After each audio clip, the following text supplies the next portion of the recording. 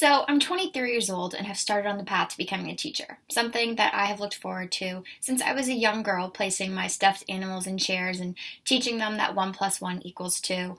But with that comes school, lots of it, the pressure of doing well and getting good grades, applying to the teacher's college of your choice and hoping you get accepted.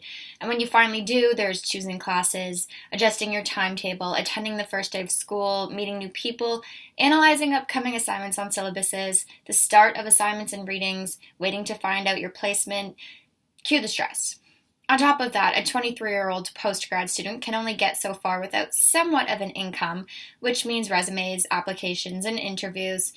Now maybe I sound like quite the complainer, but the point of this ungrateful-sounding rant leads me to the one thing that we all endure every day: stress. Whether it's the same due date for multiple assignments or a long shift on an already tiring day, we've all experienced the pressure of getting everything done on time and working hard at all hours of the night to do it. That's why when Genius Hour was introduced to my classmates and I in my tech class, I knew exactly what to do. Pick a topic of interest, research it for 6 weeks, set a goal, and do your best to achieve it. I immediately knew I wanted to focus on my mind and body, something that would provide me with the ability to reflect on the trials and tribulations I face and learn how to cope with them, something that would challenge me both physically and mentally. Yoga. Now, I've tried yoga before when my grade 10 gym teacher did her best to teach us the sun salutation for 2 weeks straight, but to commit to the practice and completely open my mind to the beneficial possibilities was new to me. After conducting some research on the practice, my eyes were open to so much more than I originally thought.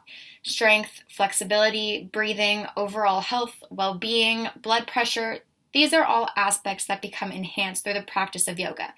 But I needed to try it out for myself. Finding the time and place to participate in yoga classes was easy. However, I was quite pessimistic when it came to the idea of an hour session a week calming the stresses that come with school and part-time jobs. But luckily, I was proven wrong. My first yoga class went a lot smoother than I expected it would. Even as a beginner in a class full of women who had been taking yoga for at least a few weeks, some more, which I only knew because I couldn't help but ask a few of them individually, I didn't feel as though I was in over my head or like this commitment was one that I couldn't handle. The environment of being in that yoga class instantly relaxed me. Maybe it was the dim lighting or the unspoken rule of talking quieter than you normally do. All I know is that I felt at ease faster than our yoga instructor could say downward dog. This is when I started to understand that relaxation is a choice. It doesn't come naturally to any of us. We must set the goal of calming our mind, body, and soul completely and focus on doing just that.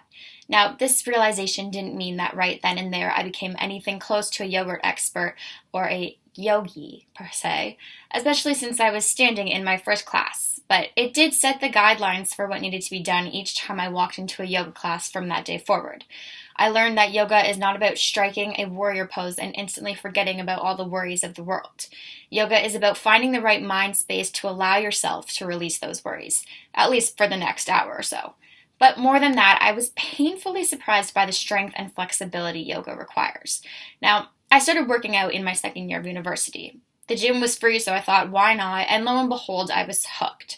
Treadmills and lifting weights became a lifestyle to me, so honestly, when I thought of yoga, I looked at it as a break from my regular sessions in the gym.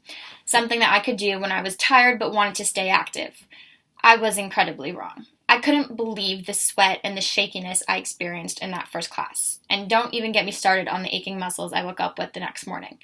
Yoga is hard. I felt my body using muscles that I didn't even know existed. And you would think that focusing on your breathing sounds easy, but in that moment, multitasking seemed impossible. However, standing in a pose, controlling your breathing, and only focusing on what was happening in that particular moment made it worth it. Anything that I could have worried about wasn't a thought in my mind anymore. The great thing was that this feeling of relaxation set the tone for the rest of my day.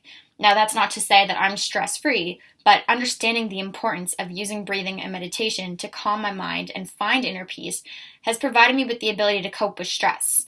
I've learned how crucial it is to take the time, even if it's just for 1 hour a week, to allow yourself to relax and let go of the worries and concerns filling your mind.